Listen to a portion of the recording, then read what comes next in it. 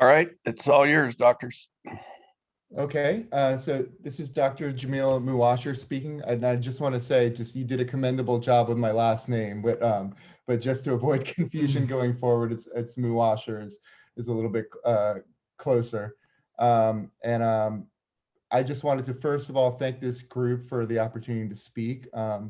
As we're going to discuss in the presentation, we began the process of inheriting Dr. Bond's practice and taking it over after his retirement about 18 months ago.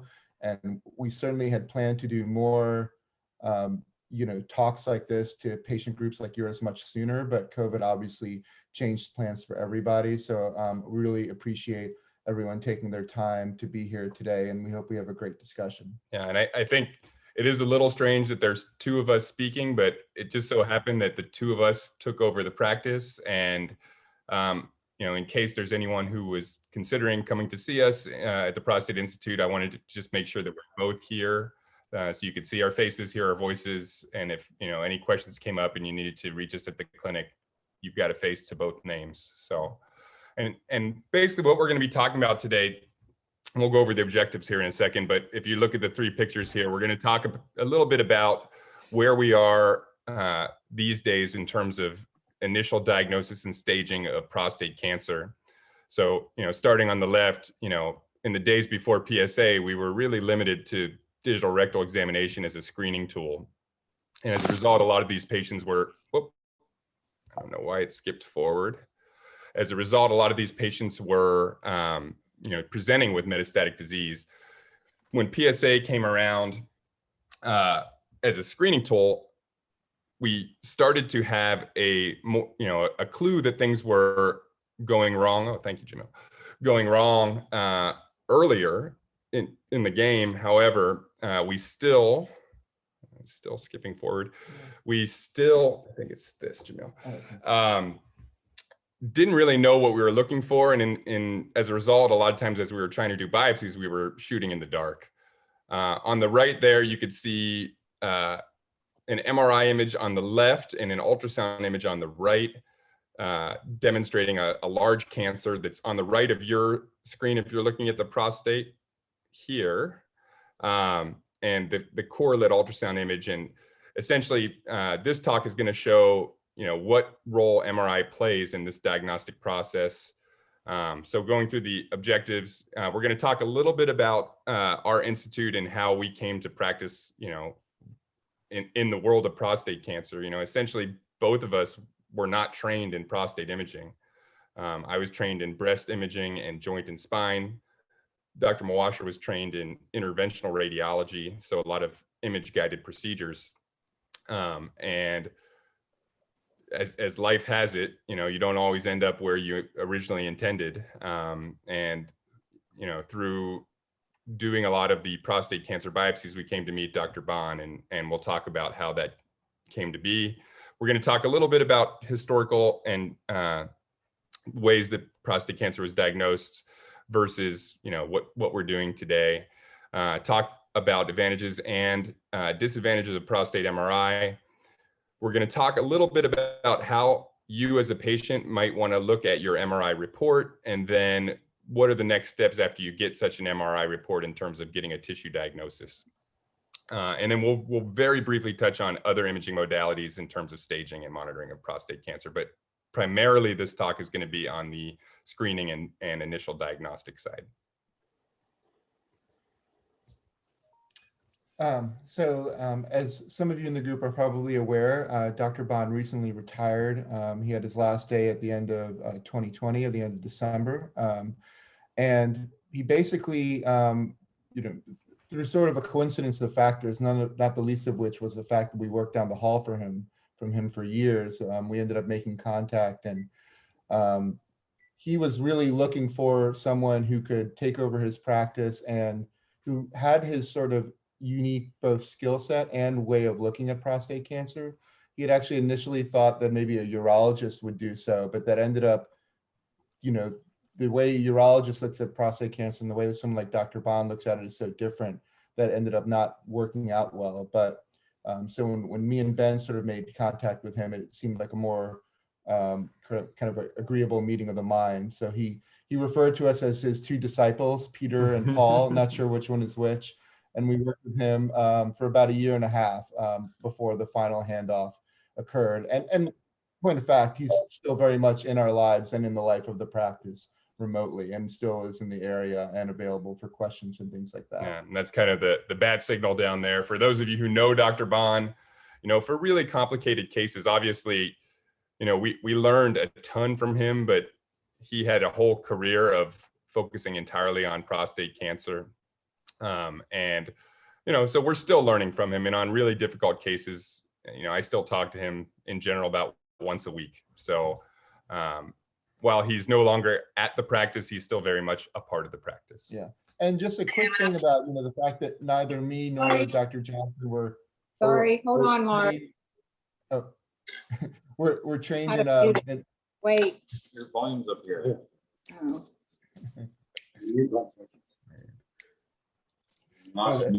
Would the person, Renee, please mute Okay, themselves? go ahead, Laura. So basically, he was like, "Do you have an attitude?" And I was like, I stood up because he stood up first, and I got like closer to him. Hold and I was on, doctors. Yeah, you there we go. go. Okay. I can do All it. right, no worries. And now I've lost my train of thought. Yeah. Oh yeah, the fact that we were not formally trained in prostate imaging. I mean, even though, one of the points of this talk is that, Dr. Johnson and I are both still pretty young in our careers and have decades potentially left to practice ahead of us. But actually, when we were in training, there was no training in prostate imaging, 5-10 years ago when we were in training. It wasn't even an option. So everyone has been learning as they go in terms of prostate MRI. So just quick introductions. Yeah. So, and you guys did a great job sort of introducing us a little bit already. But yeah, I'm an interventional radiologist. I've been practicing in the Central Coast area for about 9 years. And I started doing fusion biopsies of the prostate in 2016, which, and at that time, the only centers offering fusion biopsy were in LA at UCLA and in the Bay Area at Stanford. And so we were able to start a program, show results, and able to get this kind of technology available to a lot more patients.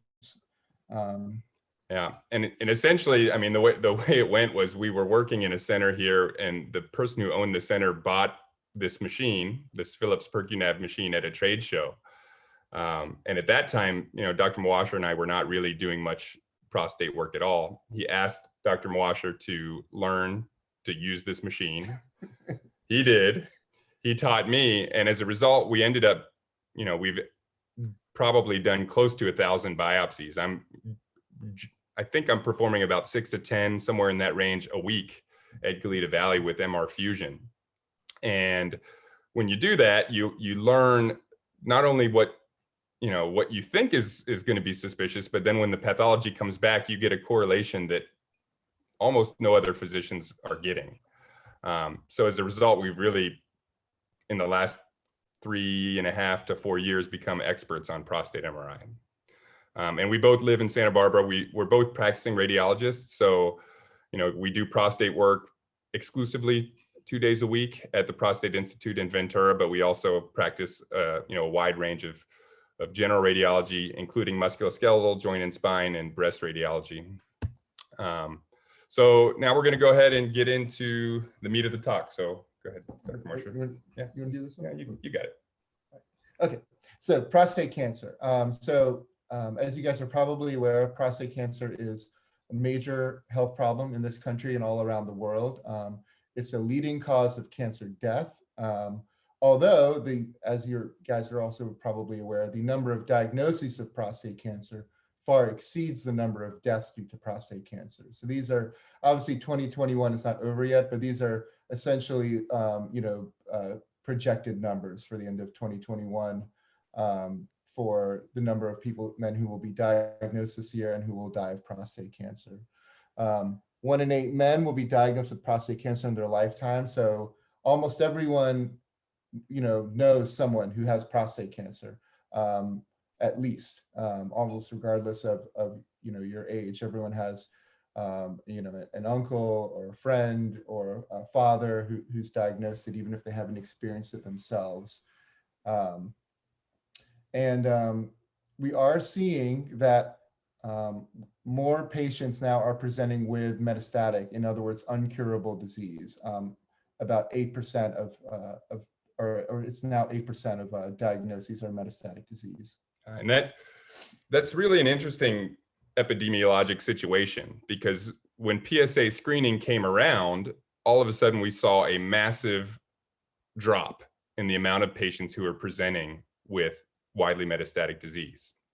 And we were catching patients with earlier disease. The problem, as we'll get into here shortly, is that we were probably also catching a lot of men who had clinically insignificant disease and they were getting treated. So that phenomenon is called overdiagnosis. And essentially in 2012, the US Strategic Task Force on Medical Screening gave PSA screening a D grade, not for men at a certain age, but for the entire general population. So when that happened, and it was very controversial, a lot of primary care physicians stopped screening for PSA. And as a result, the men that were presenting, again, it was kind of going back in time to the days before PSA, and men were presenting with incurable metastatic disease.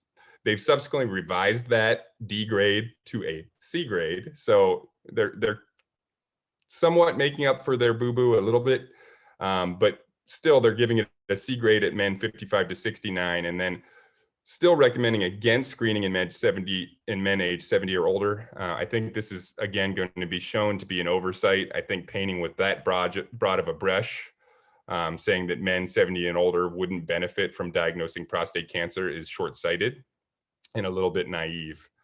And the reason I think that that's short-sighted and naive is what you can see below here, in that the 10-year relative survival rate for men who have localized disease is above 97%. So if we're catching prostate cancer, even the higher Gleason grade prostate cancer, when it's organ confined and localized to the prostate gland, at 10 years, more than 97% of those men are going to be still alive, and a lot of them are going to be cured. If you're presenting with metastatic disease, that 10-year relative survival rate drops to around 20% or lower. So there's a lot at stake in making sure we're finding that. Now, we're going to get into maybe why the preventative task force made the decision that they did.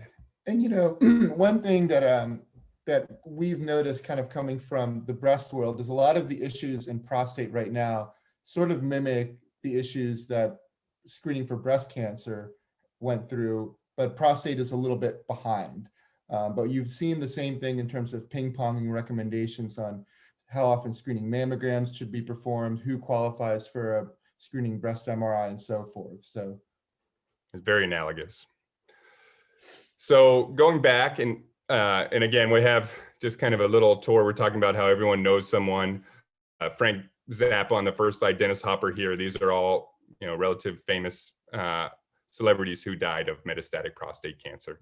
So talking about screening tools, initially, again, digital rectal examination was probably the most well-known screen.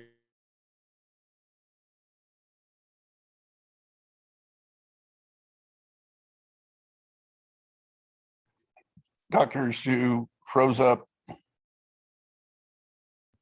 Let's wait. Is kind of the current screening tool that we use that can get a little bit more specific. The 4K score, for example, looks at different components of the PSA test in addition to a different tumor or different prostate marker, the HK2. So these are all blood tests that are fairly sensitive, not particularly specific. So, they're good screening tests to see who might need to go to the next level, which, as of, 5-10 years ago, the next step was generally a template random biopsy. But nowadays we're looking more at, if your PSA is up or suspiciously high, then at that point it might be worthwhile to get an MRI. Some other tests that are out there and available, urine PCA3. So this looks at prostate specific genetic material. that can be sloughed off from the prostate into the urine. That genetic marker is higher, significantly higher in cases of malignancy. So if we're on the fence of whether or not to do a biopsy, sometimes a urine PCA3 test could help us tilt one way or the other. And then you're looking at other screening tools are imaging or tissue based. So prostate imaging, initially prior to prostate MRI coming into age, prostate ultrasound was an option, although very specialized and performed only at specific centers. Nowadays, prostate MRI is quite widespread, as we're going to talk about. And then again, conventional template random prostate biopsy is the other screening test to help get a diagnosis of prostate cancer. So what all this leads to is you have a situation where prostate cancer is both overdiagnosed and underdiagnosed. So as we said, 200,000 men diagnosed with prostate cancer, maybe 1/10 of them will die of prostate cancer. And then of the other 90%, some of them will receive treatment, some of them won't. Some of them will receive unnecessary treatment because they have cancers that would never have caused the problem to begin with. So, the needle that we're trying to thread here, that everyone's trying to thread, is we want to diagnose men with aggressive cancers that would spread beyond their gland if left unchecked, while leaving other more low-grade cancers alone. One statistic that is very hard to come across is the number of men who have chronic urinary incontinence or sexual dysfunction or rectal issues from treatment for prostate cancer, particularly patients who maybe didn't need treatment or didn't need treatment that was as aggressive as what they got. Yeah, I mean, in general, quality of life research is much more difficult not only to acquire, but to analyze than is mortality-based research. So as a result, the literature kind of tends to go that way. It's much easier to measure how many people are alive at 10 years than how many people are happy with their life and quality of life at 10 years. So looking at prostate cancer, it's not binary, as you all I'm sure know. It's not prostate cancer yes, prostate cancer no. So for me, when I'm meeting a patient for the first time for a biopsy, oftentimes they've had one visit with a urologist, or maybe they've been sent by their primary care physician. So we sit down and we talk for 15, 20 minutes prior to the biopsy, just talking about what we're looking for. And when I think about any cancer, but prostate cancer specifically, I think about stage and grade. And I've got a couple pictures here that kind of help give you a model. For me, when I think about stage, I think about how big is the cancer and where has it gone. So, with prostate cancer and most cancers, we think about TMN staging. So the T stage is generally how big it is and where has it gone locally. The N stage is, are there lymph nodes involved or not? And the M stage is, has it gone metastatic? Has it gone outside of the prostate to other organs far away from the gland? The grade, if we look at our little puppy down here, is not based at all on the size or where it's gone. It's based on how that prostate cancer looks under the microscope, and also what kind of genes, genetic material is in that prostate cell. How de-differentiated is that from the original precursor cell from which it derives. Yeah, so you guys can see here, we've got a very gentle, fluffy, although quite large dog. And then on the bottom, we have a much smaller, but more aggressive and nastier looking dog. Yeah. So when and that's really when we're looking at getting tissue. I mean, there are many times I know before I ever do the biopsy that there is cancer there. Just based on the MRI, I know there's cancer. And oftentimes I have an inference of how high grade that cancer might be. But at that point, it's really important to have those cells under the microscope to give it a actual grade. And these days, it's not just about how it looks under the microscope. As you all probably know, I've seen that there's been talks on this, but there's a lot of genetic markers that you can look at in the tumor cells themselves that can help give you an inference on how aggressive and where it lies on that risk profile. So just talking about the Gleason score. So when we're talking about stage, we're looking at TNM. With prostate cancer, when we talk about grade, we're talking about a Gleason score. And tumors are very heterogeneous. So, you know, they're not, all of the cells don't necessarily look the same. So with a Gleason score, you're basically taking the cells in that biopsy and you're taking the populations that are most predominant, the two most populous patterns of cells, and you add those together. So it's actually, you know, not that complicated. If you look at a grouping of cells and you see, you know, most of the cells are pattern 5 and there's a couple cells that are pattern 4, you would have a Gleason score of 9. Gleason 5 plus 4 equals 9. And again, we need to know this because the differences in grade and stage lead to a wide number of options in terms of the way we're going to manage it. And MRI, again, has a very large role in the way that we're trying to figure out stage and grade in the current medical landscape. And again, this talk is going to go over information that a lot of you guys know, but I know that there's people of all different levels. So I may cover some basic knowledge here, but you know, there's no Gleason 1 through 5 in terms of prostate cancer. It starts at 6 and it goes through 10. And the really big jump, I think, in significance is between Gleason 6 and Gleason 7 disease. So Gleason 6 basically means all pattern 3. 3 is essentially the lowest pattern. So these are the most, or the least aggressive, most sort of benign appearing prostate cancer cells that you can have and still say you have prostate cancer.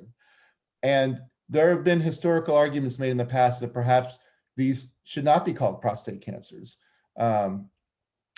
If a patient only has Gleason 6 prostate cancer, their risk of death is almost 0, even if left untreated. The reason that Gleason 6 disease, though, you know, raises warning flags is because we only know where the needle went, what kinds of cells it got.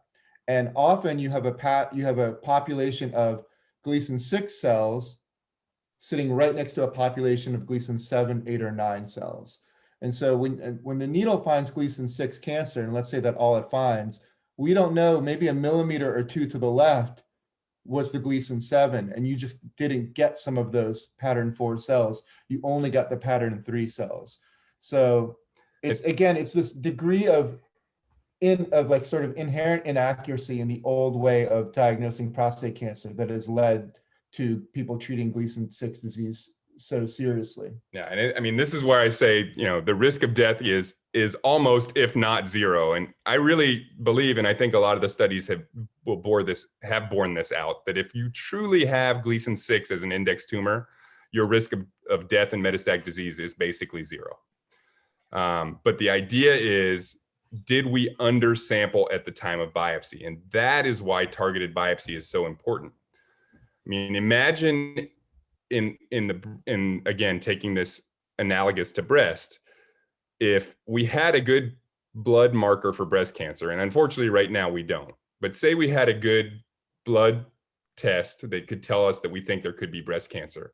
And what we then did was just put needles all throughout the breast looking for cancer. And maybe we found a little bit of what we call DCIS, which is like a very a precursor to a breast cancer. It wouldn't give us a lot of confidence that we really found what we were looking for. And I think we've seen enough now where, you know, the PSA is up and the patient had a prostate biopsy and they came back with Gleason 6 disease. They came to us afterwards with an MRI and there's a very small lesion. We go after that focal, very small lesion, and all of a sudden they've got Gleason 8 or Gleason 9 disease. So again, the key to Gleason 6 is, you know, is there a higher grade tumor there? So, you know, if your PSA is telling you something different, you know, at that point, that's where MRI really becomes helpful. So again, we've got our 2 guys playing basketball. Clearly it's the same sport, but Michael Jordan's on another level. So that's kind of what I'm trying to get at here is Gleason 6 and Gleason 7 plus, they're both maybe called prostate cancer, but really they're 2 very different things.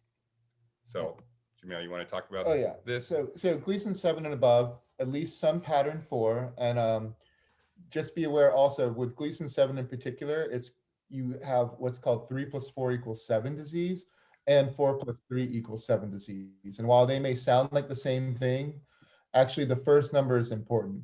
Gleason 3 + 4 = 7 means there's more pattern 3 than pattern 4.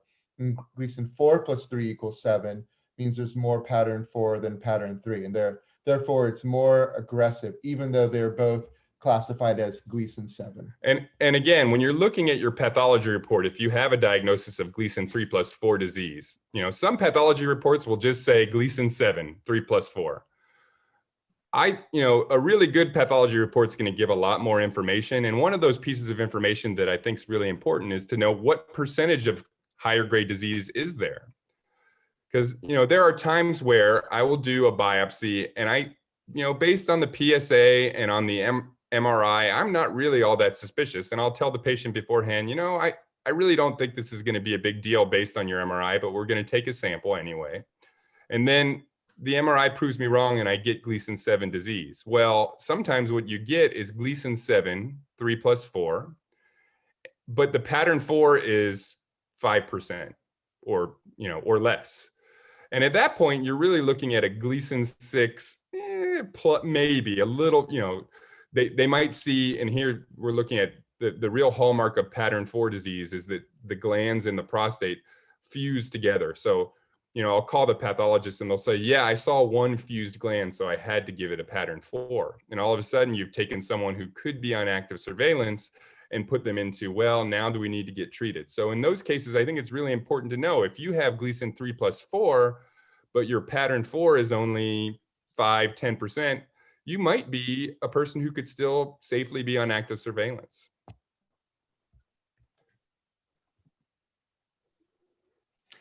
Right. And so we've covered a little bit of this already, but ideal screening and diagnostic tools, and this is not just for prostate, it's for any type of cancer, would diagnose only clinically significant cancer while leaving low risk cancers undiagnosed. In other words, you don't want to go looking for trouble if you don't need to. In this sense, digital rectal exam was pretty good because it only found high grade cancers because those are the cancers that presented as a lump. Gleason 6, basically never presents as like a hard mass, whereas that's a hallmark of higher grade tumors. Of course, when you're only using digital rectal exam, you're going to have more men who present when they're in an advanced stage. So this is the challenge. So, and this is what MRI can kind of, be the referee between digital rectal exam and PSA. One is too specific, one is too sensitive perhaps. And MRI has kind of appeared to split the difference in a way. Yeah. And again, PSA, while it's a very, cheap available test, it is not specific. There's a lot of things that can cause your PSA to jump. So by itself, it is not helpful in diagnosing clinically significant malignancy. Inflammation of the prostate, atrophy of the prostate, benign prostatic hyperplasia, all of these low-grade cancer like Gleason 6, all of these things can cause your PSA to go up to levels that are surprisingly high. And we often see that men come in and they've only had a single PSA drawn and it's labeled as elevated, but it may not actually be elevated for that man because each man's PSA level depends on the size of their prostate gland.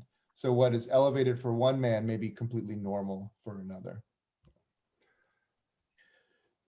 So again, when we're talking about clinically significant cancer, and this is what, as radiologists, we've been trying to get at, and a lot of it, again, has stemmed from the backlash of overdiagnosis in the breast cancer world. So we've been very sensitive and careful to try to not get involved with overdiagnosing non-significant cancer. So according to the most recent American College of Radiology guidelines from our MRI atlas, basically, that tells radiologists how to interpret these studies, we define clinically significant cancer by the following. So Gleason 3 + 4 = 7 or higher. And again, as I said, depending on the percentage of pattern 4, there's a bit of a blurry line there. cancer volume of 0.5 milliliters or more. That would be based on the measurement on the MRI and also based on the length of the sample of tumor on the core that we take. That's also a bit of a blurry area because if it's 0.5 milliliters of Gleason 6, I'm really not that worried about it. And the other thing that would be clinically significant is extracapsular extension. Almost by definition, Gleason 6 disease is not going to break through the capsule. Extracapsular extension is pretty much reserved for a higher grade tumor, and that's the ones you generally would be feeling with digital rectal examination. Again, these are the guidelines from our society. I think everything is kind of still in flux, and I don't necessarily agree with them entirely, but it's a good place to start. Okay, so I'm just going to give 2 sample cases. These are imaginary, but they could be real because we've seen plenty of, Dr. Johnson and I have seen plenty of patients who fit these categories. But these are sort of idealized cases I want you to keep in mind as we move forward. So case number 1, 60-year-old man goes to his primary care doctor, has his PSA drawn, and his PSA is 5. And the lab says, well, anything over 4 is an elevated PSA. You have an elevated PSA. You're at high risk for prostate cancer. Primary care doctor says, you need to go see the urologist and find out if you have prostate cancer. The urologist performs biopsies showing only Gleason 6 pattern disease. He then tells the patient he has prostate cancer. The patient's a good candidate for surgery. He gets a radical prostatectomy. At the time of the prostatectomy, they find out that the gland is about 50 milligrams, and that's going to be 50 grams, 50 grams, and that's going to be significant. Now, they had Gleason 6 disease on the needle biopsy, but now the pathologist has the entire gland. They can look at the whole thing, and it only shows Gleason 6 disease. There was no coexisting Gleason 7 or 8 disease. But the surgery was a success in that it removed the patient's cancer. Unfortunately, the patient developed chronic urinary incontinence for the rest of his life and was catheter dependent. The next case, 7-year-old man who never underwent PSA testing. He looked at the recommendations and he decided that he wasn't interested in, being overdiagnosed with a low-grade cancer. One day he has trouble urinating. His primary care doctor refers him to a urologist, and the urologist does a digital rectal exam which shows a hard lump. His workup unfortunately reveals widespread prostate cancer, for which he undergoes numerous treatments, but 5 years later, he ultimately succumbs to his cancer. So those are essentially the overdiagnosis and underdiagnosis extremes. And both are extremely common in the community. I mean, we live in a relatively small community and we see it every week. So what role can we as radiologists play in trying to fix those problems? Well, today we're going to primarily talk about ultrasound and MRI. We have an ultrasound image of the prostate here. Here we see a lesion here with increased blood flow that turned out to be a cancer. Here's an MRI from that same patient that shows that cancer very clearly. So those are basically the main 2 tests that we're using for screening and diagnosis of cancer. These tests I'm not going to touch on today. Bone scan is used for staging. Remember, we talked about stage being where it is, TNM. We're looking for the M with a bone scan. So here's what we call a super scan, where the patient has basically widespread bony metastatic disease. PET CT, and this is another more comprehensive tool for staging and looking for extra organ metastatic disease. There's multiple tracers. With a PET CT, you're putting a radioactive tracer into the body and then having that image from your body out. The CT component puts radiation from out through your body, and you combine those 2 to look for areas of suspicion. The current radio tracer is something called PSMA. It's been recently approved by the FDA and should be, I don't think it's yet covered by Medicare, but it should be forthcoming.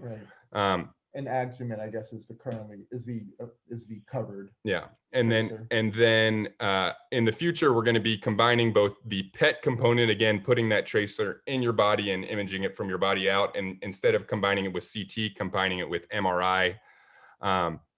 That is still very much experimental, and those machines are available in very few centers across the country. But down here, you can see some images from a PET MRI fusion. I think in the future, this is going to play a big role. We're just not there yet. Okay, so let's just talk about, as we said, there's two primary ways we look at prostate cancer: ultrasound and MRI. I don't know if anyone has this question, but sometimes we get asked about CT scan. Oh, I have a CT scan. Can you take a look at it, see if the prostate looks okay? Prostate cancer is completely invisible on CT, so we don't even discuss it in terms of screening for prostate cancer. Even some of our own partners sometimes will see a prostate gland that looks kind of strange on CT, and they'll refer the patient for workup for prostate cancer, but it's not an appropriate use of that technology. So in terms of ultrasound, what are the advantages? It's very low cost. MRIs are expensive, ultrasounds are cheap. It's real-time information. So if there's something that I'm investigating, I can look at it for a long time. I can look at it in a lot of different ways. It lets you look at the blood flow in real time. It lets you look at how firm the prostate gland is. Prostate cancers tend to be firmer than the gland that surrounds them. And then also, if I see a problem on ultrasound, I can immediately do a biopsy if I really feel like it's cancer. In other words, I'm not kicking the can down the road saying, I see something, I don't know what to do about it. Let's take another picture in a couple months. We can act on that information in the moment. Yeah, and just looking again at this picture here, you can see this round, dark area in the back of the gland where the contour has become bulged. So this cancer has broken through, and there's extra capsular extension. And you can see with Doppler imaging, there's clear increased blood flow there. So that's an example of ultrasound clearly identifying and measuring a cancer. Disadvantages of ultrasound: it's very operator dependent. I don't know a single sonographer, like a single non-physician sonographer. Most ultrasounds are done by sonographers. I don't know any who are skilled at doing transrectal ultrasound for diagnosis of prostate cancer. It's almost exclusively right now the purview of physicians, predominantly radiologists and urologists. So even though ultrasound is cheap, access is a huge issue, and expertise is a huge issue. Additionally, there are some technical limitations, even in the best hands. Calcifications, which are very common, can block sound waves and can hide clinically significant cancers. And I think that actually, to me, what I don't like about ultrasound is that if I do an ultrasound, it's only the pictures I save that Dr. Johnson can go and look at later. So if I don't save the right picture, he's not going to see the cancer that I missed potentially on an ultrasound. So the data set is only what the operator saves. Yeah, and just to go back and talk about how operator dependent, these pictures down here are from a published article. So in general, when you look at published article, people are sharing their best work. So you can go ahead and look again at this, you see the prostate gland and the quality of the imaging, and then look at this published article. Huge amounts of variability in the quality of imaging that is done in prostate. And as Jamil said, it's just because there's not a lot of people that do it. Advantages of MRI. First of all, it gives you a very accurate determination of prostate volume, which is really important for interpreting the PSA accurately. Generally, a man's PSA is about 1/10 of the size of their prostate gland in grams. So a 50-gram gland on average should have a PSA of about 5. That's what you expect. 20-gram gland, PSA should be about 2. So if you don't know the size of the prostate gland, you can't really say if a man's PSA is elevated or not. A man with a 20-gram gland and a PSA of 6, that's a big problem. A man with a 70-gram gland and a PSA of 6, it's actually less than you expect for him. MRI is also highly sensitive for focal cancer. We do see that when there are misses with MRI, they tend to be cases where you have cancer that's sort of infiltrated the whole gland in a subtle way, so that no one area of the prostate looks worse than the other. But when you have a healthy gland and then part of that gland has cancer, that cancer really tends to stick out. Yeah. So again, if we're looking at these pictures, I'm sure you wouldn't even have to know where you were looking too much to find the spot that's abnormal. So you see here on the diffusion imaging, which is a technique that looks at how well water molecules move within the cell, there's a clear lesion down here. On all of the sequences, you can see how well it stands out. This is the contrast sequence, which is often very, very helpful. And we'll talk a little bit about contrast later. But you can see this cancer very, very clearly on the MRI. And then again, the other thing, I'm not sure this is on the next slide or not. Oh yeah, it is. Okay, is that I think the biggest thing with MRI is that, you know, you get the MRI and anyone can look at the MRI later. And if the clinical information changes, or if the initial interpretation doesn't make sense with the clinical situation, you know, I get MRIs sent to me all the time that are done at other centers. And sometimes I agree with their interpretation and sometimes I don't. And that doesn't mean that I'm always right and other places are always wrong, but at least you have the advantage to have multiple people review those images and get multiple opinions. So disadvantages, cost is a big one. You know, these are expensive studies. So, you know, looking at a widespread screening effort as a community, I think it would be a very difficult pill to swallow in a society that's already spending too much on healthcare. Not all patients can receive MRI due to surgical hardware. And when they do have hardware, like a hip arthroplasty, for example, if you've had a hip replacement, it becomes a much more difficult exam to perform. That does not mean that it's a useless exam to perform, but it would require whatever center you have that MRI done at to make adjustments in order to have the image quality where you need it in the context of that hip replacement. And of course, that doesn't even get into the whole issue of pacemakers and things like that. So yeah, so we've seen a lot of MRIs that were done on patients with hip replacements where they get this big expensive study and it's pretty much useless. Where really, if you had a good center with good technologists and good radiologists guiding those technologists, you could make adjustments in your protocols to still adequately image the prostate cancer, despite the fact that you have hip replacement hardware. It's not as operator dependent as ultrasound, but there is still a lot of variability. So again, we'll look back here at this MRI performed at our center. You can see how clear the prostate is. And then you go again to a published paper that this is actually from a paper that's talking about quality. They're actually trying to put standards out there for centers to, you know, if you're going to do prostate imaging, you have to meet a minimum quality. The research isn't there yet, but we see stuff like this all the time. I mean, at least this is still diagnostic. I review MRIs for patients all the time where it is just simply a wasted scan. Zero information that's useful. And I unfortunately would say probably that's upwards of around 30% of MRIs that are performed in this country provide no useful information just because of poor quality. And as Dr. Muasher said, even with the best MRI, not all cancers are detectable. And a lot of that has to do with just a background of BPH and atrophy in the prostate gland, which makes cancer a bit of a needle in a haystack. One thing we want to keep in mind here is that as we talk about this, is prostate cancer grows slowly. Even high-grade lesions may take years to break through the capsule, spread to other parts of the body, and as long. But however, you know, but you have to also balance that with, you want to always catch prostate cancer and treat it when it's still in the gland. Okay, once it gets outside the gland, that's when you have problems.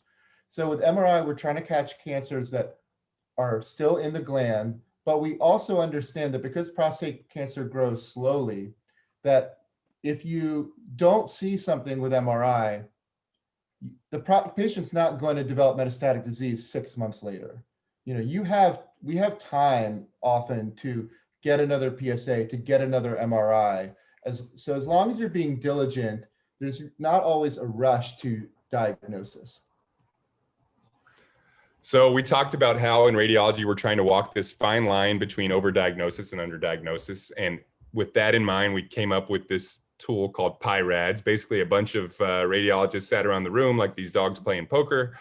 And they talked about their experience. And, you know, between probably about 2005 and 2012, prostate MRI was really Wild West. Every center kind of had its own thing. I started my residency at Stanford in 2011, which is a major MRI research area. Every professor I read these things differently. Everyone had a different idea of what prostate cancer looked like. It really just is new. And at the time in 2012, when this first came out, we didn't really know what we were doing. And I think since that time, since 2012, it's really come a long way. There's been 2 updates to this system. For those of you who are familiar with breast cancer, either through your wife or a family member, in the breast cancer world, we have PI-RADS, which was the initial standardized scoring system. And it's somewhat similar to that. The main difference is that with the PI-RADS lesions, we have so much more experience that in general, those scores are highly correlated with what we're going to find. I feel like in the prostate world, the PI-RADS scores are still kind of all over the map. So again, we're here. We started in 2012 with an iPhone 1. We're now at iPhone 12. It's still not perfect. There's still some things that are frustrating, but we're getting better. And I expect that this will continue to be updated. And hopefully within 10 years, if you get an MRI in Florida, the quality of the MRI and the quality of the interpretation is going to be much more standardized than it is today. And again, I think, urologists and radiologists, because this is so new, it takes a lot of specialization to really know what you're talking about. And the reports that I get are just from the outside world are really all over the map. I mean, we've had requests for biopsies of PI-RADS 2 lesions, which are benign lesions. We've seen reports where patients are described as having 4 or 5 PI-RADS 3 lesions, and we're asked to biopsy all of them. So, that's, again, people are, if we in the radiology community who are supposed to really know what we're talking about are still trying to catch up, you can just imagine what primary care doctors are kind of struggling with in terms of understanding all of this. Yeah. So, all right. So let's get into your report. So you get a report with some PI-RADS scores. What do they mean? Well, essentially 1 and 2 mean we're not worried. We don't see anything at all that is worrisome for cancer. And, some people will call a 1 or a 2. Some people don't. But if you see PI-RADS 1 or PI-RADS 2, someone says index lesion, PI-RADS 2, that basically means we are not worried. We do not think that there is cancer. And from my standpoint, at that point, if the PSA is not really particularly worrisome, we're kind of done at that point, and you're back to monitoring PSA. So say you have a man who has, a 50 gram, going back to that example, 50 gram prostate, PSA is 5. He got an MRI. We saw nothing, and the score was PI-RADS 2, maybe for some mild benign prostatic hyperplasia. You're done. And until the PSA jumps up 3 times in a row, there's nothing really to be concerned about. PI-RADS 3, the word that is used in our atlas is equivocal, and that means we're not really sure. We see something, it could be cancer. It could also just be a Bph nodule that maybe is a little bit funny looking, or it could be some inflammation. In that case, it's kind of a little bit indeterminate what you need to do. And that's where having that context is important. If you've got a high PSA and you've got a family history of prostate cancer, we're probably going to target that lesion and do a biopsy. PI-RADS 4 or 5, if in my practice, if I give something a PI-RADS 4 or a PI-RADS 5, it's cancer until I prove it's not. I mean, and in our practice, just to go back to that, I mean, this is, I don't want to say anecdotal because it's based on almost 1,000 cases, but they're only our cases. But PI-RADS 3 lesions tend to be cancer less than 10% of the time, I would estimate. And PI-RADS 4 and 5 lesions tend to be cancers, I would say greater than 60 to 70% of the time. So there's a major difference between PI-RADS 3 and PI-RADS 4 and 5, at least in our practice. And again, that is not something that you can paint a brush with across the country, because there's so, at this point, because we have so much expertise and experience in terms of biopsying what we see and then looking at what that looks like under the microscope, I think, what we would call PI-RADS 3 maybe not would be, might not be what someone else would call PI-RADS 3, or vice versa. Okay, so again, we talked about this. This is an example of what I would call a PI-RADS 5 lesion. Basically, the only difference between PI-RADS 4 and 5, as I said, for me, PI-RADS 4 or 5 is cancer until I prove it's not. The only difference is really that it's bigger than 1.5, or there's clear extracapsular extension. If there's clear extracapsular extension, or the tumor is greater than 1.5 centimeters, that bumps it from a 4 to a 5. Otherwise, those scores are basically the same. Okay, so in terms of performing the MRI, I'm not sure how many people here have actually had this exam done. Takes about 30 to 40 minutes. That, again, that varies by center and how many sequences they want to run. We do place an IV for contrast administration at our center, and that is what's recommended. At this stage, we would say that contrast is really important for prostate MRI. And the reason is, so cancers tend to have more blood flow than the rest of the prostate gland. And when you give patients MRI contrast, more of that contrast that goes into the bloodstream is going to go to parts of the gland that have more blood flow. So ideally, cancers are going to light up with contrast. Now, there's several parts of the MRI that don't require IV contrast, and patients will ask, well, why do I need the contrast if we have all these other pictures of my gland? Why do I also need this additional step? Well, a lot of those other sequences, particularly what we call the diffusion sequences, are very tricky to get good quality images on.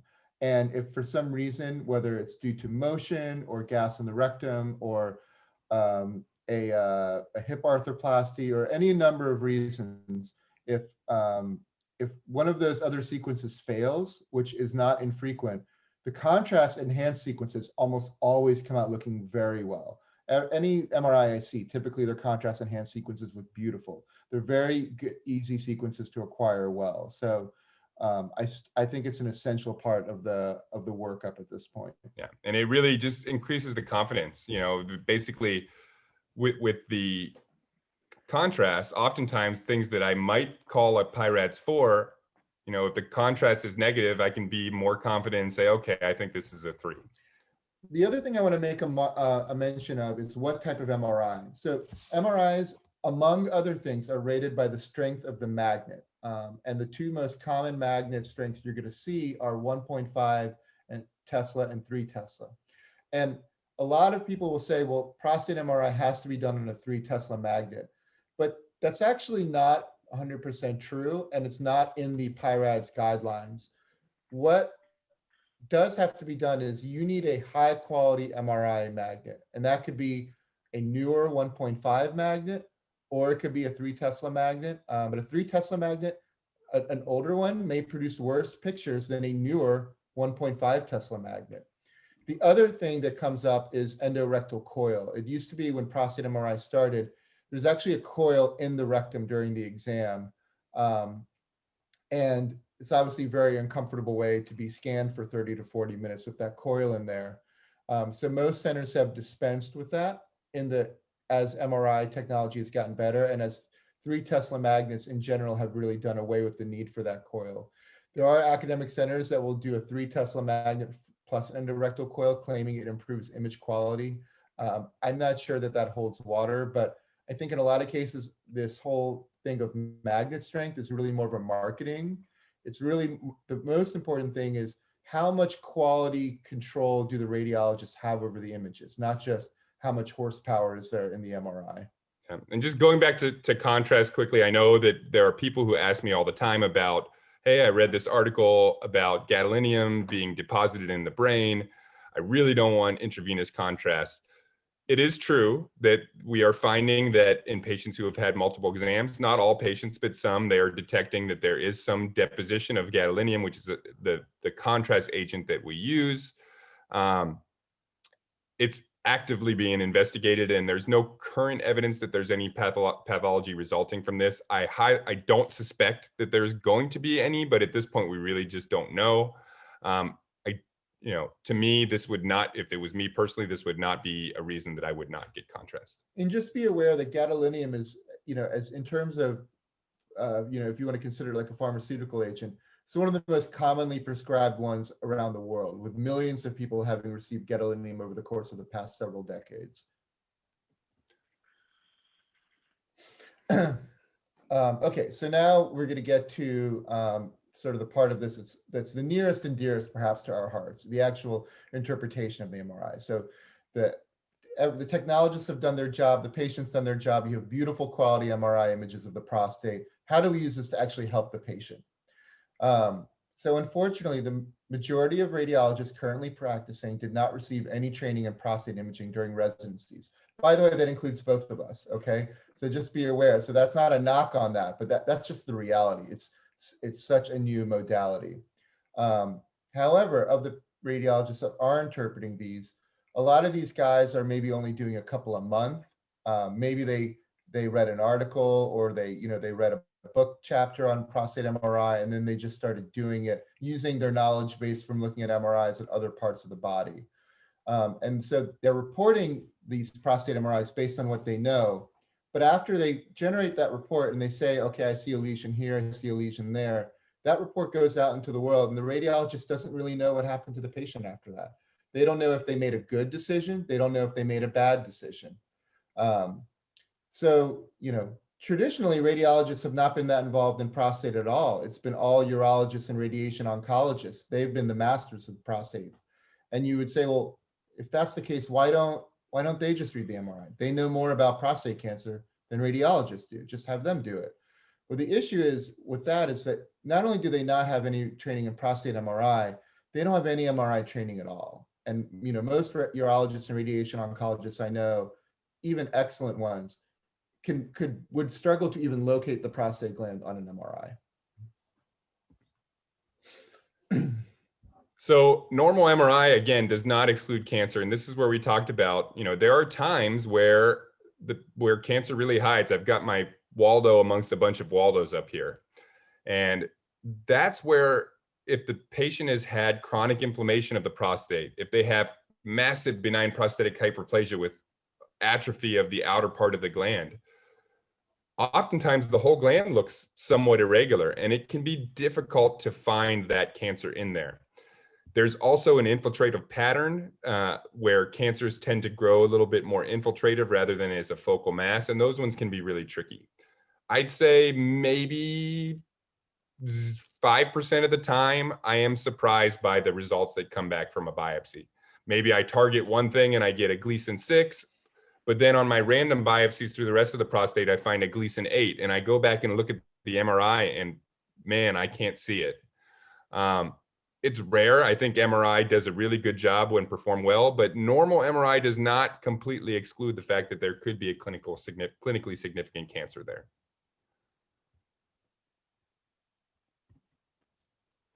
So this is kind of what Ben was talking about. There's a lot of things that can mimic, not only just mimic prostate cancer on MRI, but also just confuse the situation.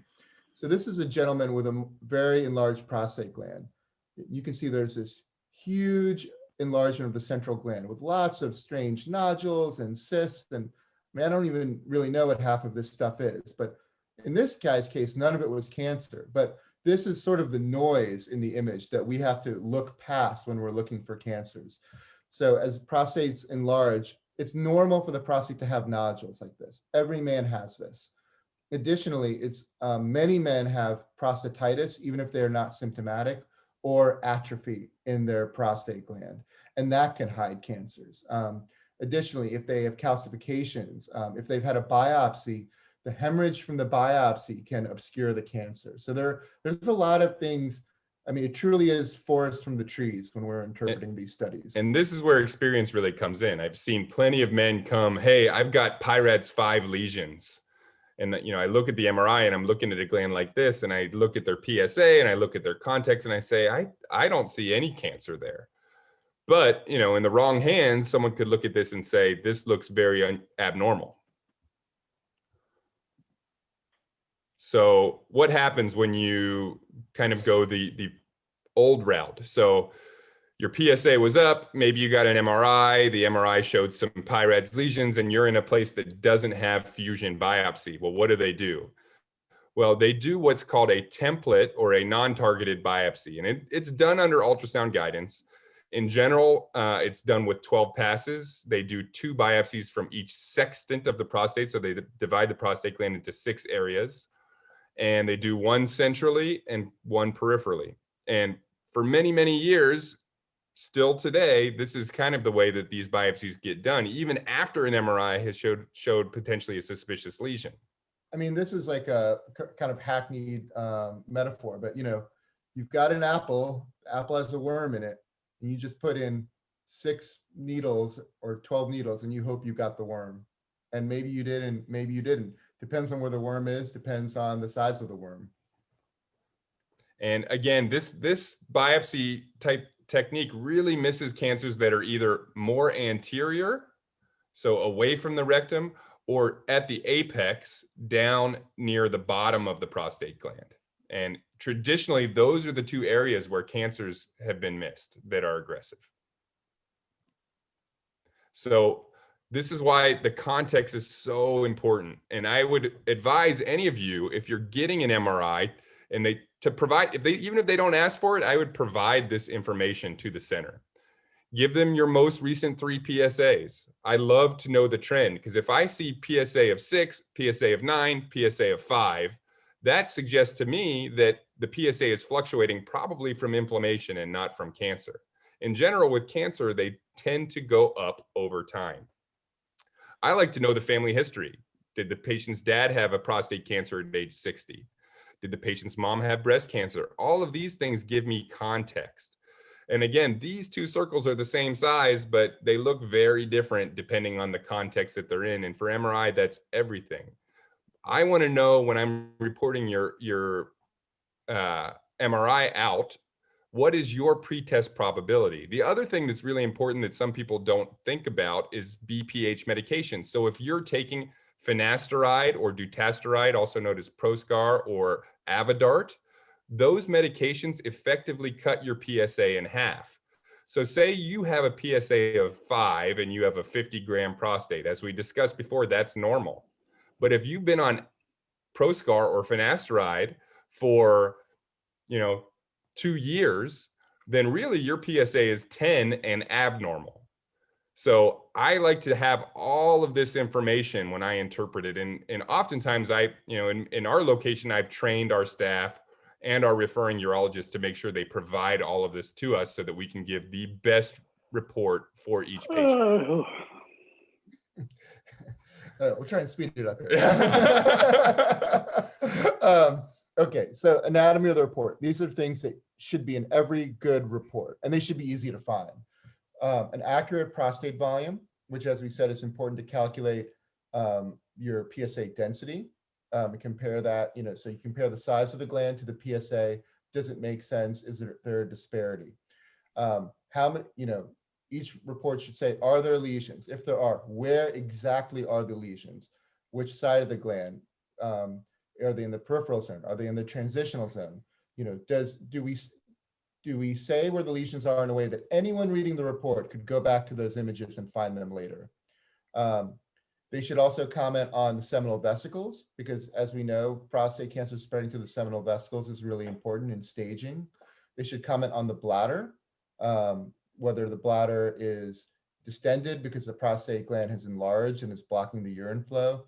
And they should comment on the presence of any lymph nodes in the pelvis, and whether there are any suspicious looking lesions in the bones which could represent metastatic disease. And essentially, this is all working at giving you a TNM score or a T stage. So you can give an estimate of what you think the T stage is going to be just based on the imaging alone. And then these are qualities of a good report. The findings are placed in a clinical context, so we've talked about that. They're not just saying, oh, you're here because you have some elevated PSA and I don't even know what it is. Well, here, I found some stuff, good luck figuring out what it all means. So it has to be placed in a clinical context. Clear, easy to understand language. I see a lot of reports from other centers that have a lot of kind of boilerplate language that is, I think, supposed to impress you with how long the report is, but it can often obscure what the meat of the report is. And again, there should be standardized language used to describe the location of abnormalities. Things should be given sizes, things should be given, they should be presented in a way that's clear. Not just saying, well, I have a hunch that something looks funny to me. Why does it look funny? Exactly what features of it do you think are important for the referring physician to know? And then the other thing, just I want to say real quick, is generally few lesions are described. So a prostate MRI that has 7 lesions on it is essentially, what are we supposed to do with that information? It proves that whoever read that MRI doesn't know what they're doing. Yeah. We're in any given MRI, we're looking for, are there any areas of suspicion? If there are, give me the top 3, maybe the top 4 if it's really important. Yeah. Most of the time it's 1, maybe 2. Yeah. So looking at what do we do once we have the MRI? In the old days, and there are still some academic centers that do this, they would do the biopsy in the bore of the MRI. This is very involved and, in my opinion, unnecessary at this point. It does still happen, and I think it's fine if you have access to an in-bore biopsy with someone who has a lot of experience with these type of biopsies. But again, I don't think this type of thing is ever going to be available in the community setting, and nor do I think it's necessary. Yeah, I mean, this takes a long time. It's very costly. I mean, if we have a busy biopsy day, we can easily do 5 biopsies in a day, and each biopsy takes between 15 and 20 minutes. And it's very comfortable for the patient, I can tell you. Yeah. So targeted ultrasound guided fusion biopsy. So here's a lesion. You can see it here. It's about 5 millimeters in size. I see it very clearly on the ultrasound when I fuse the 2 images together. There's no doubt that I got this. This turned out to be a Gleason 8 cancer. Every other biopsy that I took from the prostate gland, other than the one that I targeted through this, was benign. So this very high chance that this would have been missed with a standard biopsy. And when you talk about fusion, there's cognitive fusion. Basically, cognitive fusion, if someone says that and you hear that, it just basically means, they told me where it was and I went there. Software fusion is where you actually put the 2 images together and you know that wherever you're looking on the ultrasound, where it is on the MRI. And that's what we're doing at our sites. Yeah, so there's several platforms, Urinav, PercuNav, Artemis, Philips makes 2 of them, Medicus makes the other one. Basically, all these platforms, what they do is a computer takes the MRI that a patient has already had done, and it could have been done a week ago, a year ago. It could have been done outside the state.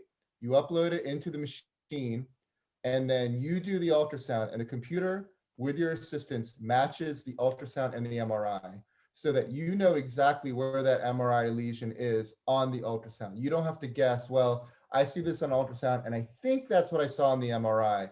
It actually will overlay the 2. Yeah.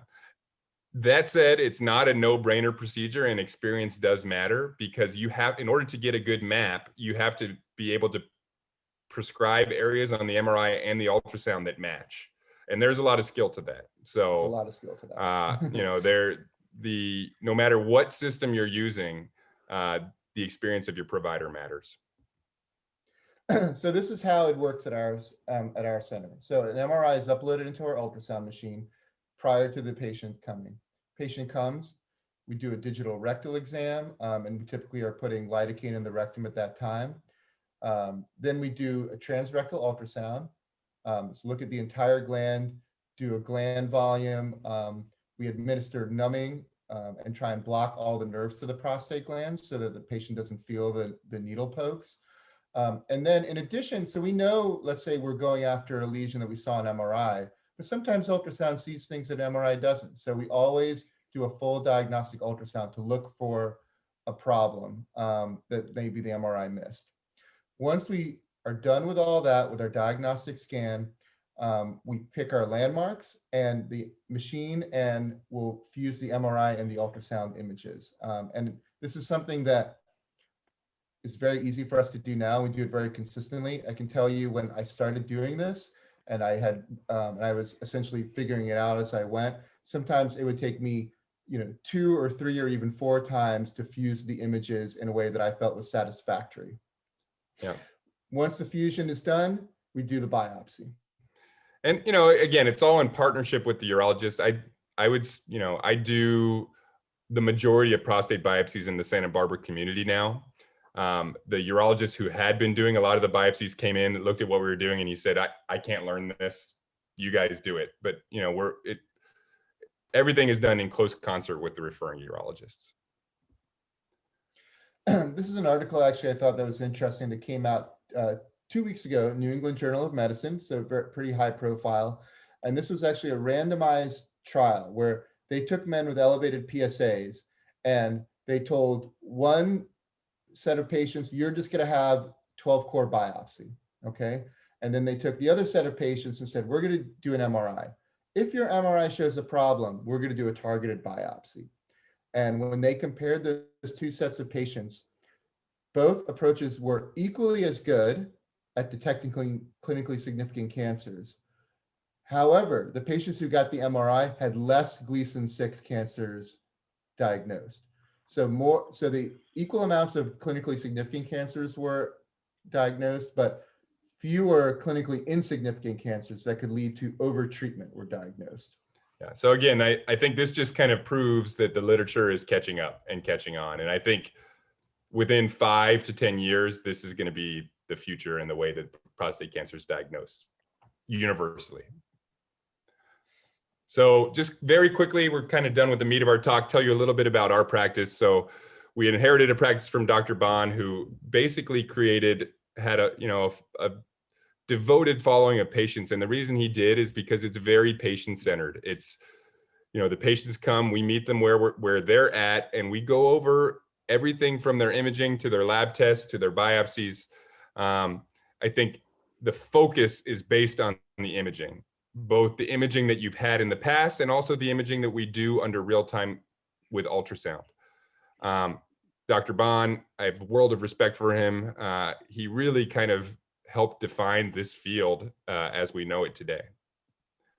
And the difference, I would say, between what Dr. Bond did and what we did, when Dr. Bond trained and came along, he became an expert at ultrasound. He did not have experience with prostate MRI. So that's, where we are not as experienced as Dr. Bond was with ultrasound. And in fact, I remember Dr. Bond is often quite skeptical of prostate MRI purely because he thought the quality of the reports that he was seeing from other centers were so hard to interpret. Yeah. So, for us, when we see patients, the things that we offer, surveillance and staging ultrasounds, MRI, we do a very high quality MRI at our office in Santa Barbara. We also interpret MRIs at the centers down in Ventura. And with those MRIs, we do extensive fusion biopsies. And again, detailed consultations with patients who are potentially looking for a second opinion and some guidance in terms of, I've got this new diagnosis of cancer or this existing diagnosis of cancer. Where are we going to go from there? The other thing that we do offer, and this is a whole nother talk on its own that we would be happy to have at another date, but localized cancer treatment with cryoablation, which was something that was pioneered by Dr. Bond and Dr. Gary Onek over the last 20 years. We trained with Dr. Bond with extensive training to do localized cryoablation. So it's something we do, but only in very appropriate cases. And I think what makes us, what we have to offer that not everyone has to offer is that, we're interpreting the imaging studies, we're interpreting the laboratory data, we're talking to the patient, and we're performing the biopsies. So there's no fragmentation of care. It's not one urologist saying, well, I have this report from this radiologist and it says this and this, but this is what I think. So you have someone who's actually able to synthesize all of this information together. And again, we're better at this now than we were 2 years ago. 2 years from now, we're going to be better than we are today. I mean, that's sort of how we've built our practice. And there is also this thing where we are a little bit, we're a little bit of a neutral party. So a patient can come to us and say, I have these images, I have this PSA, I've talked to a urologist, I've talked to a radiation oncologist. Well, what do I do? We do cryoablation, but it's less than 5% of our patients, to be honest, that we end up treating. Most of the time, we're just making a recommendation based on our best judgment and our direct ability to look at all of the information. And again, this is an example of that. This was a patient with unilateral cancer. He had seen a urologist who wanted to operate. this cancer is down at the apex. This is the top of the prostate gland. This is the bottom. And they wanted to operate. He came to us for cryoablation, and his cancer, clearly, this is the muscle that controls urinary continence, the external sphincter, and the cancer doesn't invade it, but it comes right up next to it. And the chances of surgical success in a cancer is that far down at the apex is very low. The recurrence rates are very high. We would never do a cryoablation on the patient like this, because the benefit of cryoablation is that we're trying to preserve urinary continence, and in order to kill this cancer, we would basically not do that. So the patient came to us and eventually ended up having radiation with a well-designed radiation treatment, because that was what was appropriate for that patient. So, I think that neutral Switzerland approach of our clinic is actually really important. And, again, we generally do ultrasound at each visits, but, being able to review and interpret the images with the patient sitting right next to us, I think is really powerful. And, it's all about patient empowering. And as I'm sure many of you know, there's many ways to skin a cat with respect to how to treat prostate cancer. And, how it is for one person, what is the right choice for one person is not the right choice for another. And for us, it's all about giving you the information to make that decision that makes the most sense for you. And so in conclusion, prostate MRI, it's here already, but in 10 years, it's going to be even bigger. I think eventually it's going to be where mammograms are in terms of screening. So I think as patients, it's important to really understand what the imaging technology can do and what it can't, and start to learn how to interpret your own reports. And integrating this imaging information with the clinical context and background is going to be really important for patients to make informed decisions for their own care. And that's pretty much it. Sorry if we went a little bit long. No problem. Yeah, we're happy to take any questions. Yeah. And again, really appreciate the opportunity to talk to you guys. So thank you for spending so much time with us and for hearing what we have to say. Well, I appreciate a blunt, honest approach on your part. And I appreciate your assessment of particularly 3+3 cancers and what so many of us have been through in active surveillance with 3+3, where the first urologist you see wants to take your prostate out. And I think you've hit the overdiagnosis, underdiagnosis thing right on the head. I will get to the questions. What blood and urine genetic tests are there for evaluating the aggressiveness of Gleason 6 prostate cancer, in addition to genomic tests such as Decipher? So I'll try and share. let me stop share here. So I don't know. I mean, I can't tell you off the top of my head the names of all of the different kind of tumor markers. I would say for Gleason 6, there's really not as much of a role. You could there's a million companies out there like what's the one we send for breast cancers. Yeah, off the top of my head, I'm not there. There are lots of companies where you can look at the genomic signatures of the tumor and put it in. At that point, you're trying to see where you stand on that intermediate risk spectrum.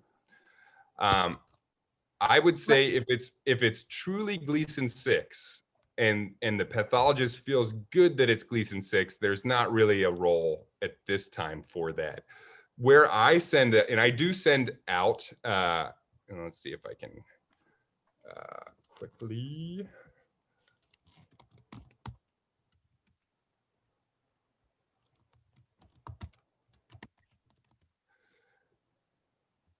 So I generally will send for Oncotype DX, and I don't know why I couldn't think of that.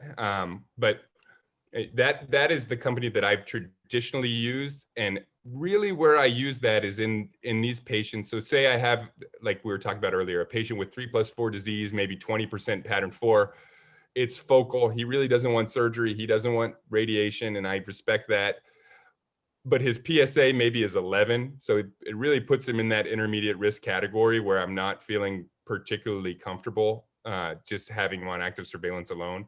I will oftentimes send that to Oncotype DX or, similar companies, Decipher or otherwise, which will give you a report based on a number of genes that are associated with higher, more aggressive tumors. And that can put you in a category that could maybe lead you to treat or not treat. This was my question, and there were, I've had a Decipher genomics test, Mhm. it's 3+3, and I'll go this quickly because I know there's more questions coming. But I read in various publications and other seminars about genetics tests on blood and urine that are looking for various markers different from the genomics, which is looking at the tissue. So am I, your urologist is not overly thrilled that I'm asking questions about this because it's 3+3, So, but I'm just curious as to, and I think somebody has one coming up on genetics and genomics in maybe in August sometime. Mhm. Do you all do genetics that much as opposed to genomics? No, so we're not genetic counselors. I use that information for pretest probability.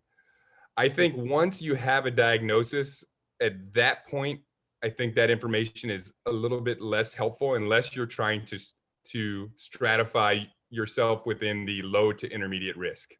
Yeah, well, see, I have a risk of ECE. It's right on the edge of the capsule, so he's particularly worried about that. So, I mean, I guess we just see where we go with it, but it's better to know. Yeah, and again, I think and what just for you personally, out of interest, what did the Decipher test come back with? Favorable intermediate. Okay. So low intermediate. So again, I think that would be A, compatible with either a Gleason 3+3, or maybe there was some pattern 4 disease that was undersampled at the time of biopsy. I think in those cases, generally my recommendation is very close follow-up of PSA, and then doing what we call a confirmation biopsy at 12 months. Right. So, you basically were trying to rule out that undersampling, because again, to me, a risk of serious metastatic disease, extracapsular extension, aggressive behavior does not exist with 3+3 disease. So the question is, was your cancer undersampled? And that's where we look at, potentially looking at some of those additional features, tumor genetics, urine PCA3 testing, which is that urine testing where you actually massage the prostate to try to slough off some of the cells to look for genetic markers. But that's, again, more of a diagnostic / staging thing than to, look at if you feel pretty comfortable that you're a 3+3 and your PSA is staying relatively stable. I think as long as you're diligent, as Dr. Muasher said, you're well, we'll do an MRI, and then if that shows a problem, then we'll do a biopsy. And he does fusion biopsy. He's a GW, so it's a good George Washington, so it's a good center. All right, I apologize for taking time, but that may be no helpful. problem. Yeah, and it Helpful also to brings as up well. this thing where, on MRI, we often see if a tumor has what's called broad capsular contact, which just means there's a lot of tumor right up against the capsule. And we know that when we see that, there's risk for microscopic extracapsular extension. But with Gleason 6 disease, pure Gleason 6 disease, even if it has broad capsular contact, it will never really grow beyond the capsule if there's no pattern 4 in there. Whereas with Gleason 8 disease, if there's broad capsular contact, we basically assume that there's microscopic extracapsular extension at that point, even if we don't see it. Okay, thank you. Are stats available for the number of prostate cancer patients of different Gleason scores? Gleason scores. What I mean is, what percentage are Gleason 3+4, 4+3, 4+4, etc.? I don't have that off the top of my head. I'm sure it's out there. I would say that there's definitely going to be biased data because, there are plenty of autopsy studies that show that, if someone dies at age 80, there's an 80% chance that they're going to find prostate cancer in that man. In general, the cancers that are going to be discovered, even in an overdiagnosis situation, are going to be lower grade. If you took all comers, certainly the great plurality of cancers are going to be Gleason 6 Gleason 7. and maybe low level Gleason 7. In general, when you see men that are getting into that Gleason 8 and above, it's not at all uncommon, if they were to have genetic testing, that they have some known mutation that leads to, predispose them to a higher level or a more aggressive cancer.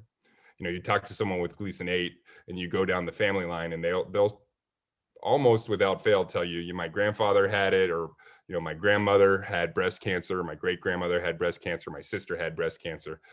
At that point, it's not surprising that you're seeing a 58-year-old man who's got Gleason 8, Gleason 9 disease. What are you using, or have you used the Exact Imaging Exact View micro ultrasound? Wait, so can you ask that question again? Sorry, I don't. Are you using, or have you used in the past, the Exact Imaging or Exact View micro ultrasound? I'm actually not familiar with that. Let me pull it up here. So this is a brand of ultrasound, it looks like. Yeah, it looks like basically a high frequency transducer. Okay.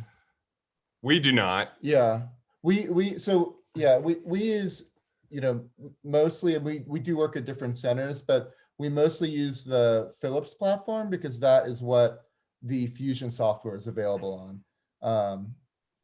But I mean, so that's what we end up using at our center. I'm gonna have to look into Exact View. I'm not familiar with that. Okay. Do you do a rectal or perianal biopsy when you perform a biopsy? It's transrectal. It's transrectal. Okay. And I'll say that it's like the only way to go, honestly. I mean, I've occasionally had patients where we couldn't do transrectal because they didn't have an anus because of prior anal cancer and surgery, and it is extremely difficult to get good imaging of the prostate gland, good enough to do a targeted biopsy through the perineum. It's probably the With only, ultrasound. with ultrasound. I mean, at that it's point, probably the only time I would recommend MRI guidance. Actually, Yeah. is for in-bore. is for someone who doesn't have an anus, and for someone who does have an anus and a rectum, there's really no reason not to use it to get the best images possible. Yeah. Okay. What type of? I'm sorry. I'll just say, I think it scares a lot of patients sometimes, the transrectal approach, but I'll tell you that the transperineal approach is much more uncomfortable for the patient. I would think.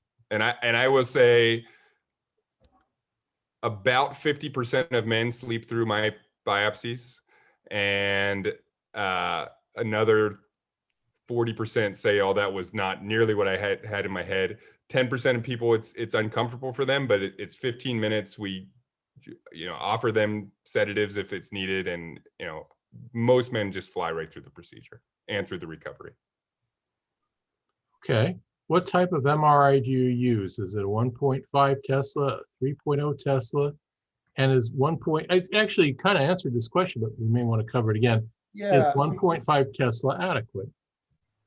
So it's interesting. So at our center in Santa Barbara right now, we're doing everything on a 3 Tesla magnet without an endorectal coil. We have 3 magnets at that center. We have a 3 Tesla, a 1.5 Tesla, and an open MRI. 1.5 open. Yeah, 1.5 open.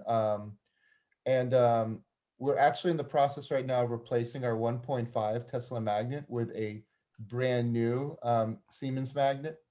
And I think that new magnet, the software and the imaging capabilities of it are going to be so good that we will probably start doing our prostate patients exclusively on that once we have our protocols in place. Yeah. Because the technology is going to be 10 years newer than our current 3 Tesla. Yeah, and Neil, I will tell you, when we first started doing this 4 years ago, our image quality was pretty bad. And Dr. Muasher and I spent a large amount of time with the physicists from Siemens, playing with the machine, tweaking the protocols, looking at papers, looking at what was out there. We scanned a lot of staff members' prostates. It was hours and hours and hours to get it really dialed in. And that's where we're saying there's so much variability in what's out there, that, you know, it really requires the attention of the center and the doctors who are interpreting it to make sure that it's dialed in. Obviously, an older 1.5 magnet is not going to get the job done, but I've seen plenty of places with newer 3T magnets that produce garbage images. And the thing I really like about being able to use a high quality 1.5 is that we can do the pacemaker patients, and that's becoming a larger population. Yeah, and also on a lower field strength. So anytime you have higher field strength magnets, the artifact generated by any metal or gas in the body is much higher. So, you know, if you're a patient with bilateral hips, if you can get your scan done on a well-performed 1.5 Tesla scan, it's going to look better than on a 3T scan, just because the artifact that is produced, particularly with those diffusion sequences, is going to be much higher at 3 Tesla. Along with that, I'm going to skip over a question and continue with the resolution of a 3T MRI image twice that of 1.5 T MRI or another factor seems to tie into what we're talking about here, that maybe it doesn't. It's not, and it's not resolution, it's signal. Yeah, the resolution is actually exactly the same. Yeah, so you're pulling out, basically MRI is looking at the protons in water molecules in your body. And what the magnetic pole does is it gets them all processing at the same speed. And, you know, for anyone who's a physics dork out there, it's amazing technology and really fun to read about. But basically, when you put it in a higher field strength, the amount of molecules, protons that are processing at that speed are higher, so you get a stronger signal.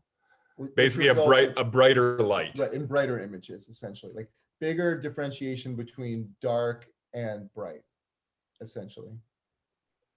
Otherwise, everything tends to mash together into gray, and you can't differentiate different parts of the gland. Okay, thank you. When you do a targeted biopsy, do you also do a systematic pattern biopsy? That's a great question. What I will tell you now is it depends on who is referring the patient to us. Some of our urologists, they're happy to send us patients for fusion biopsy, but they are still not 100% convinced that MRI with fusion is the way to go. So we are doing, for many of our urologists, additional template biopsies. And I'm hoping that these template biopsies are helping to convince them that we're not missing anything with the targeted biopsy. But then if we see a patient who is not referred to us by a urologist, like let's say we see someone through the Prostate Institute of America, who's sort of coming as our patient, then it depends. Then it depends, exactly. Yeah, so if you have a gland that looks like all those Waldos that I showed you earlier, where there's BPH and atrophy and calcifications, and I'm not sure where the cancer is, then you're probably going to get a pattern biopsy, just because we need to make sure we're not missing anything and undersampling. If you're coming and you're a 58-year-old guy and your gland is nice and clean and you've got one focal lesion, you know, oftentimes we'll do, you know, I've done just biopsies of just that when appropriate. So it really depends on the situation and the referring. Okay, is research occurring on the recording of ultrasound imaging, a digital AVI recording or something? Well, yeah, so we were talking earlier about, so any ultrasound can record actually everything you do, but it's not, again, it's not practical. Even if you record, let's say 5 minutes of video of your ultrasound, reviewing it later is still not that practical. And also, again, you only are reviewing what that person did, you know? So, I mean, ultrasound ultimately is just such a different modality from MRI that it's never gonna get to the point. And also ultrasound is one of our oldest imaging modalities. We use it in all parts of the body. I don't think you're ever gonna get to the point where it's gonna be a reviewable imaging modality after the fact. Breast has tried. We do automated whole breast screening ultrasound where they go in an automated machine and it does ultrasound of the whole breast. But even in that highly researched world, in practical, in the practical sense of things, it does not work that well. Okay. Since the ability of the reader is significant, would it make sense to have a second opinion, at least when we're talking about PI-RADS 4 and 5?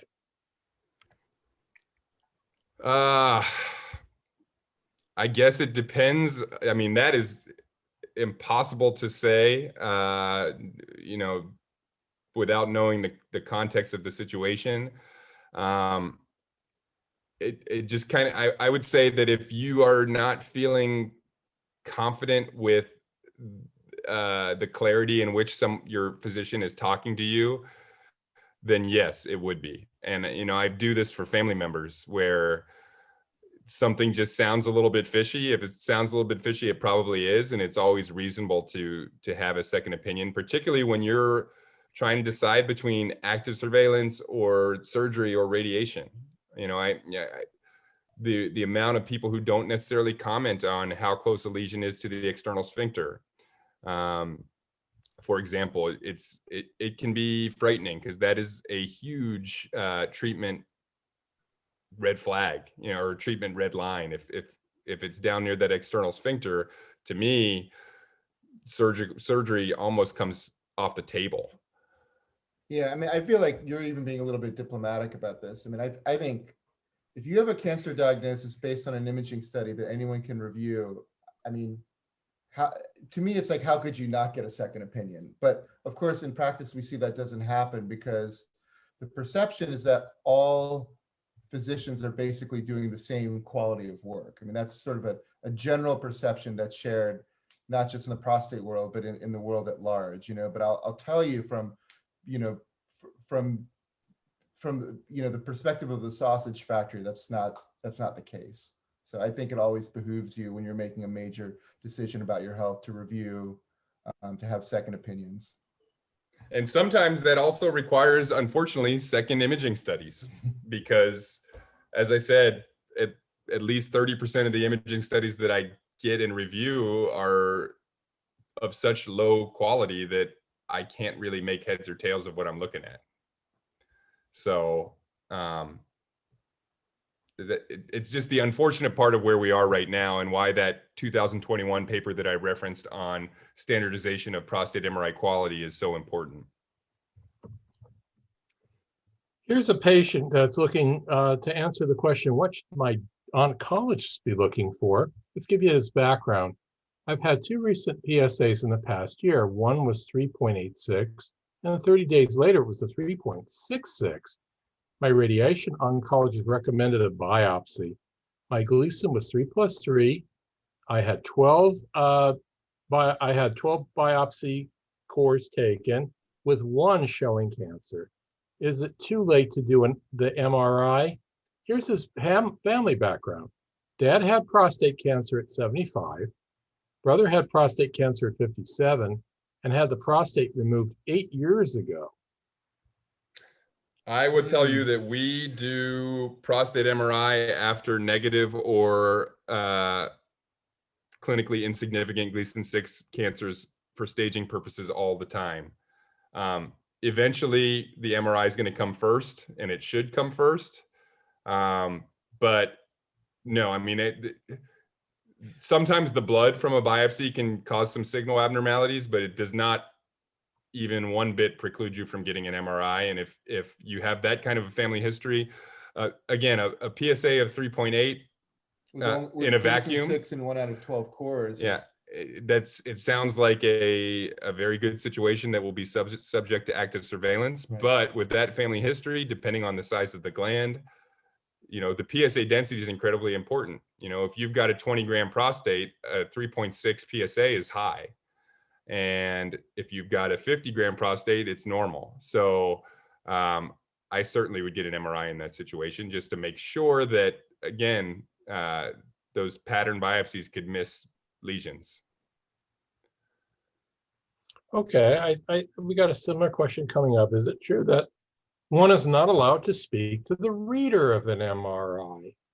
How does one understand what the report says when the urologist is not able to, and the interpreter of the MRI is not accessible?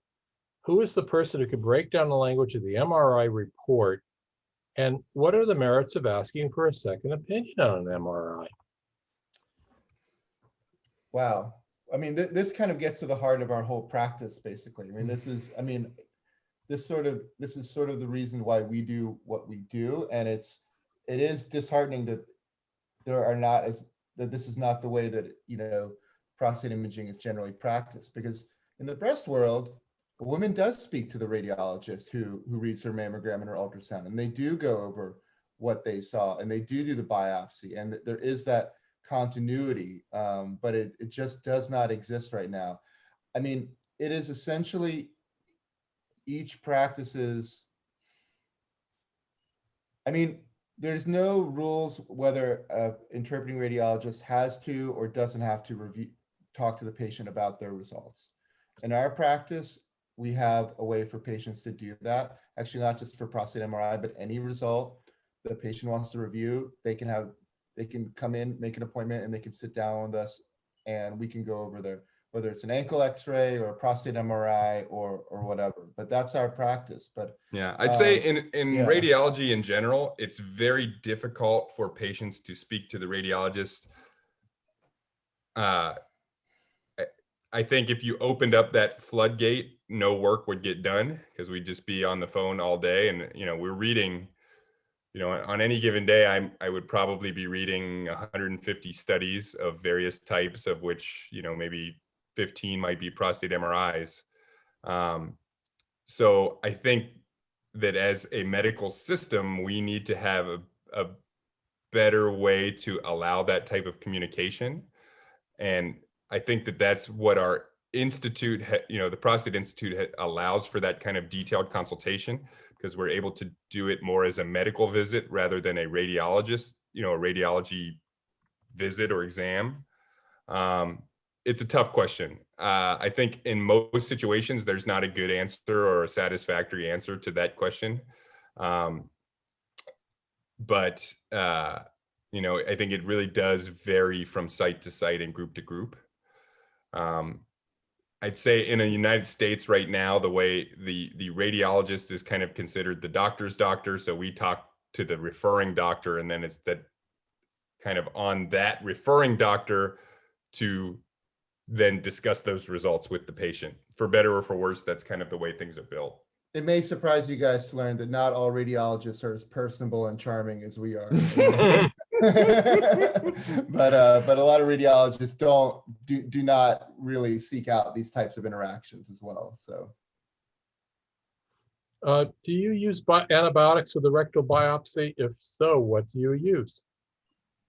So yes, and it depends. So I think when I do biopsies at Goleta, the antibiotics are generally prescribed by the urologist, and it's generally a short dose of levofloxacin.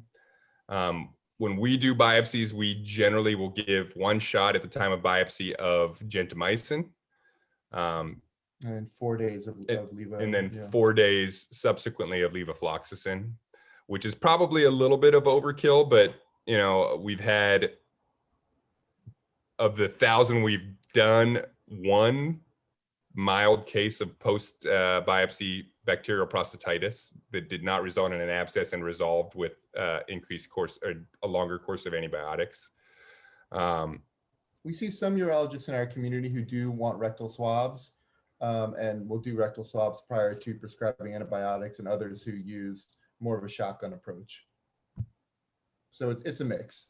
But yes, I think that it is necessary, and it behooves anybody who's getting a transrectal biopsy to have that prophylactic antibiotic short course. I also do, we also clean the rectum pretty thoroughly with betadine, and have betadine, basically sterilize the needle between biopsies with betadine as well. Just whether or not that works, I don't know. It makes me feel better.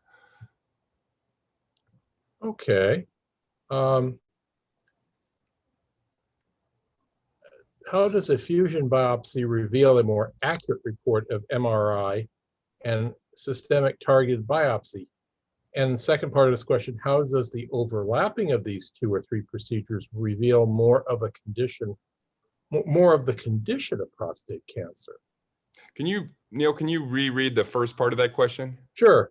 How does the fusion biopsy reveal a more accurate report of MRI and systemic targeted biopsy? I'm not sure that I'm understanding that question, but I would just say that the MRI fusion essentially is making sure that the needle is going to where the most suspicious finding is in the prostate. So a traditional pattern or template biopsy really is just going through the different zones of the prostate, irrespective of where something on imaging is suspicious. So in my mind, if you are getting an MRI and there's a suspicious finding on MRI, there is zero reason not to try to target that finding. Otherwise, why get the MRI in the first place? You may as well just go straight to targeted or pattern biopsy. And let me give a specific example. So part of the prostate gland sits against the rectum, which is why we do all our biopsies under transrectal ultrasound guidance, and why everyone does it that way. So if a urologist or anyone for that matter does a standard biopsy, the needle comes through the rectum. And what does it contact? It contacts the part of the prostate gland that's closest to the rectum. But there are oftentimes actually, we see cancers that are on the side of the prostate gland that's farthest away from the rectum, that's nearer to the bladder.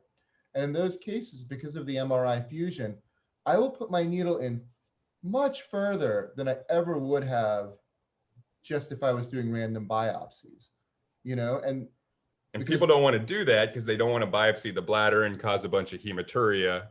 But, you know, in our case, for us, these are, you know, it's complicated in terms of learning the technology and learning the pathology behind prostate cancer, but the actual procedure itself is one of the easiest procedures that we do in our practice. no question. So for us, biopsying something 5 millimeters in the anterior of the prostate and missing the bladder is relatively trivial as a radiologist who does a lot of image-guided procedures. That's not so much the case for someone who, you know, their expertise is in surgery. You don't want me taking out your prostate. I would argue it's kind of the same way. You don't want necessarily someone doing a biopsy who doesn't have a lot of experience in image-guided procedures. The second part of that, okay, we also get the second part. How does the overlap in these 2 or 3 procedures reveal more of the condition of prostate cancer? I mean, I think they're kind of, they're basically the fusion biopsy is just a more targeted version. I wouldn't say that there's necessarily overlap insofar. It's more that it's just a more specific procedure. It's just a better diagnostic procedure than a random template biopsy. And remember, it's better not just for what it finds, but it's also better for what it avoids, which is these Gleason 6 diagnoses that then men are saddled with, and you have these diagnostic dilemmas that maybe would be better off if they never had been diagnosed in a lot of cases. Okay, how does the Philips machine you use compare with a Euronav or an Artemis? And what is the error of these machines versus in-bore? So I have not had any personal experience with any system outside the Philips Hercunav. But all of these systems are basically doing the same thing. They're just different manufacturers getting, you know, and all of their technologies have a little bit of a different spin. I think the major difference with Euronav is that is a machine that is designed only for prostate biopsy, and it's designed to be done by urologists, not radiologists. And it involves a process in which the radiologist actually has to do some work on the front end to map out where the lesion is before it gets uploaded into the system, where then a different physician is going to do the biopsy.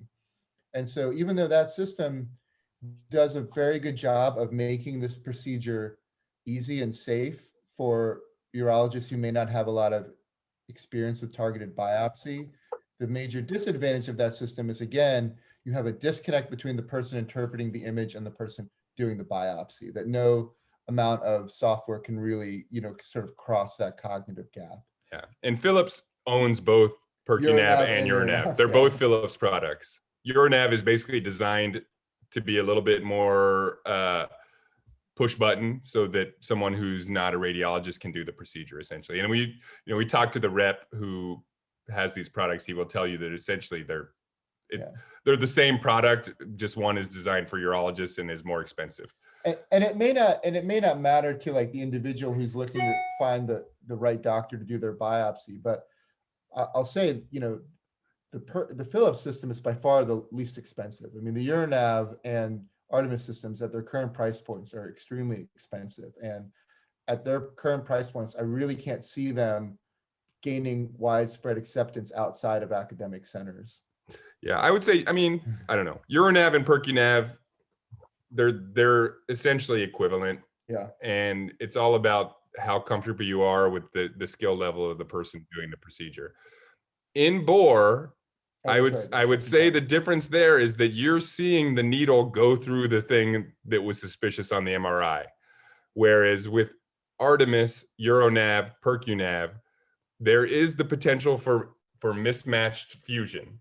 So, and that's where we were telling you, like, there is a lot of skill to putting the MRI and the ultrasound together. And if you don't put them together properly, and you're just going off of what you think is a good fusion, you could miss a small lesion. And the other thing too, when you guys, if you saw the picture of the in-bore biopsy, the needle really wants to go in the direction of the rectum because it's such a large tube that the needle goes through. That's such a large device.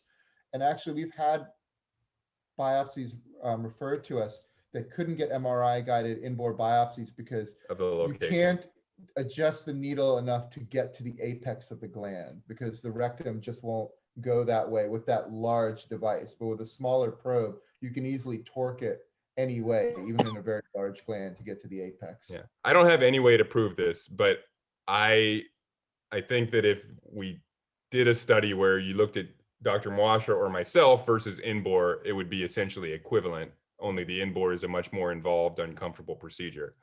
But I think in general that there is a lot of variability between provider to provider. I want to thank you both for an outstanding presentation, and thank everyone who's participated for some wonderful questions. You might want to contact the doctors on your own if we couldn't get to your question tonight. I think with that, we're going to close the meeting. And again, thank you very much. We look forward to seeing you here again. All right, Neil, thanks for your time. Thanks, everyone. Thank you guys. At Yeah, the end of the thanks, presentation, Doc. Thanks a lot. we have, Very good. email addresses for us, for anyone who wants to contact us later. So All right, take care. thank you. Thank you. Thank you for your time. And thanks, Neil, for letting me in. Thank you. Oh, you're quite welcome. Okay, now. Neil, over and out. Have a good night.